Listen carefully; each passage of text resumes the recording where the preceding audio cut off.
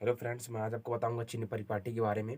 अगर कोई student class 10th में या 12th में है तो जब लाइट चैप्टर लगाता है तो न्यूमेरिकल जब उसके सॉल्व करता है तो उसमें आपको ध्यान रखना पड़ता है कि फोकस दूरी प्लस में है कि माइनस में है, वस्तु की दूरी यू माइनस में कैसे है, ये होगी कैसे, ये आज आपको बताऊंगा। याद कैसे रखें इसको, तो आज आपको बताऊंगा इसके बारे में। तो देखते हैं बोर्ड की ओर। ये देखिए, ये क्या बना रखा है मैंने, ये एक्स एक्सिस है, ये वाई एक्सिस है।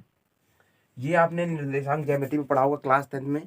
7वां चैप्टर था निर्देशांक ज्यामिति, उसमें आपने पढ़ा होगा आपने इसके बारे में। कार्ती तल जिसे बोलते हैं। ये देखिए ये वाई है और ये वाई डैश है, यानी इसी रेखा के बराबरी में हमने ये एक अवतल दर्पण लिया है। और ये एक्स अक्ष है, ये एक्स अक्ष है और ये एक्स डैश अक्ष है। पहले आपको दो तीन चीजें ध्यान रखनी पड़ेंगी। ये एक्स अक्ष को ये मुख्य अक्ष बोलते हैं। क्या बोलते हैं? एक्स अक्ष को हम लोग मुख्य अक्ष बोलते हैं, ठीक।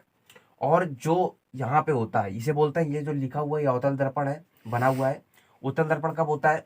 उत्तल दर्पण जब होता है जब ये पॉलिश अंदर की ओर होती है। इसमें बाहर की ओर पॉलिश है तो अवतल दर्पण है, अंदर की ओर पॉलिश होगी तो उत्तल दर्पण होगा। ये जो यहाँ पे क्या होता है, यहाँ पे ध्रुव पॉइंट होता है, ध्रुव होता है, इसे पी से प्रदर्शित करते हैं, ठीक है। ध्रुव होता है और इसके आगे यहाँ होता है फोकस, ठीक। और ये होता है वक्रता केंद्र यानी सी। फोकस को एफ से प्रदर्शित करते हैं, सी को, ये वक्रता केंद्र को सी से, और वक्रता, ये तो ध्रुव है तो ध्रुव को पी से, ठीक है। अब देखिए, जैसे कि मान लीजिए जब कोई यहाँ हमने वस्तु रख दी, क्या वस्तु रख दी, और सुनिए अब मैं बताता हूँ आपको। ये एक्स एक्सिस प्लस होता है, एक्स डैश ये भी माइनस होता है, और वाई डैश यानी ये नीचे वाला, ये मैंने एक लाइन बना दी थी कि आपको ये लगे कि यहाँ पे एक वाई एक्सिस है, जो किस प्रकार आप इसको रब भी कर सकते हैं। इस प्रकार से मैंने आपको दिखाने के लिए बनाया था। इसको हटा हटा सकते हैं आप, कोई दिक्कत नहीं है। ये देखिए, और नीचे वाला क्या होता है? माइनस होता है, ऊपर वाला प्लस होता है, ठीक है। प्लस माइनस, ठीक है। जब आप दर्पण के पीछे यानी दर्पण के पीछे साइड, ध्रुव के पीछे चलेंगे तो आप जितनी दूरियां चलेंगे वो प्लस में होंगी। किस में होंगी? प्लस में। और जब आप ऊपर की ओर चलेंगे तो वो भी प्लस में होंगी। कैसी होंगी? प्लस में होंगी। और नीचे की ओर चलेंगे तो माइनस होंगी। और इधर चलेंगे जब आप, वो भी माइनस होंगी, ठीक है। जब आप ऊर्ध्वाधर ऊपर की ओर चलेंगे तो प्लस होंगी, इधर चलेंगे एक्स एच की तरफ प्लस होंगी, एक्स डैश एच की तरफ माइनस होंगी, वाई एच की तरफ तो ऊपर प्लस ही है और नीचे वाई डैश यानी माइनस, ठीक है। आपको ये बातें ध्यान रखना है। आप दुनिया में जितनी भी दूरियां नापेंगे, दुनिया में क्या, आप कहीं से भी कुछ दूरी नापते हैं तो एक पॉइंट होता है जिससे आप दूरी नापनी होती है। और इसमें पॉइंट क्या है? इसमें ध्रुव है। इसमें ध्रुव वो पॉइंट है जिसमें आपको सारी दूरियां ध्रुव से ही नापनी होगी। जितनी दूरियां नापेंगे आप ध्रुव से नापेंगे। अब देखिए, ये इधर क्या है? इधर सारा कुछ माइनस में है, इधर सब कुछ माइनस में होगा, ठीक है। जितनी इधर दूरियां होंगी तो माइनस में, दर्पण के सामने सारी दूरियां माइनस में होती हैं। अब हमने क्या किया? एक वस्तु रख दी। क्या रख दी? एक ये वस्तु है, मान लीजिए एक वस्तु है ओ डैश, ठीक है। एक वस्तु रख दी हमने। वस्तु जब रखेंगे तो ये वस्तु कहाँ रखी हमने? दर्पण के सामने, यानी इधर रखा हमने, तो ये माइनस होगा। और देखिए, यहां से लगाकर यहां तक ये फोकस दूरी होती है पूरी, यहां से यहां तक। और देखिए, और ये होती है वक्रता त्रिज्या, सी से ध्रुव तक, सी से ध्रुव तक जितनी दूरी होती है इसे बोलते हैं वक्रता त्रिज्या। ये भी यहां से लगाकर पूरी। और देखिए, वस्तु की दूरी कितनी होती है? इस पॉइंट से लगाकर जहां हमने वस्तु रखी है उसके नीचे से, यहां से शुरू होकर ये पूरी ध्रुव तक ये पूरी क्या होती है? वस्तु की दूरी। वस्तु की दूरी को हम यू से प्रदर्शित करते हैं, फोकस दूरी को एफ से, और सी को तो करते हैं आर से। अब देखिए, अब आपको बताता हूं कि ये अवतल दर्पण है। अवतल दर्पण के लिए क्या सूत्र होते हैं, क्या चिन्ह होंगे? तो एक तरफ अवतल दर्पण लिखूंगा, एक तरफ उत्तल दर्पण। आप देखिएगा, तो देखिए मैं इधर दर्पण लिख रहा हूं, अवतल दर्पण, अवतल दर्पण, और इधर लिखूंगा उत्तल दर्पण, उत्तल,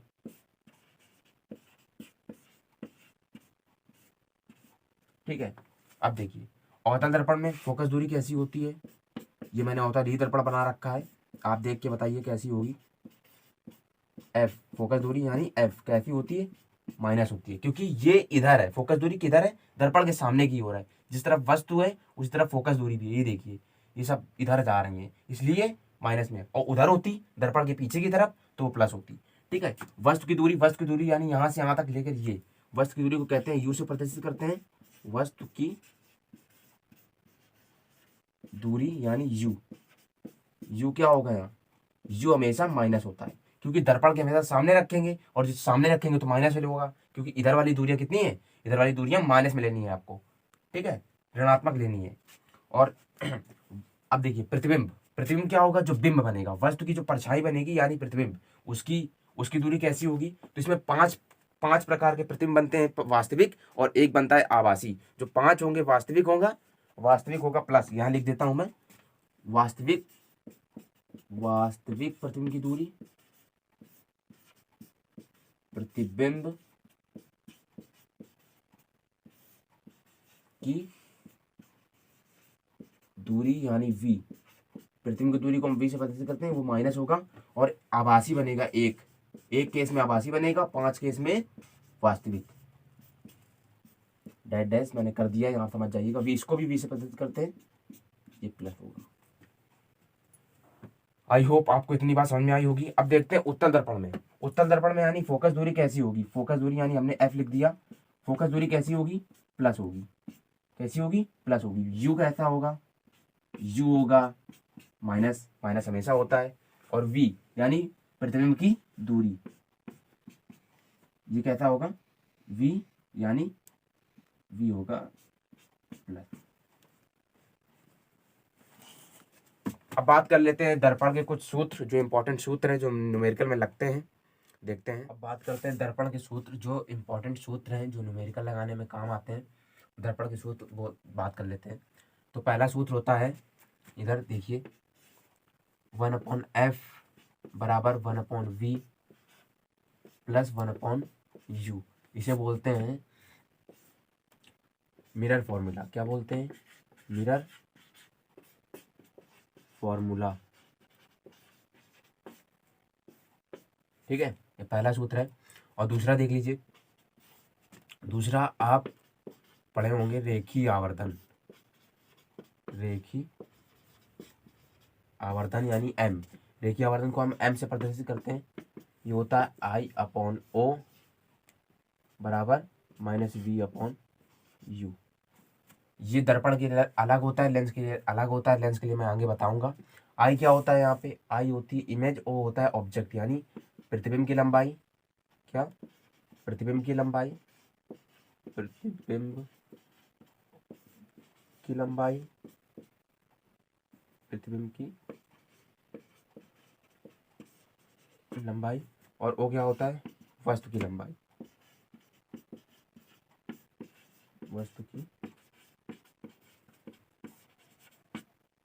ठीक है, ये देखिए I प्रतिबिंब की लंबाई, O वस्तु की लंबाई। ठीक, अब अगले फॉर्मूले की बात करते हैं। एक होता है लेंस की क्षमता, क्या होता है, लेंस की क्षमता।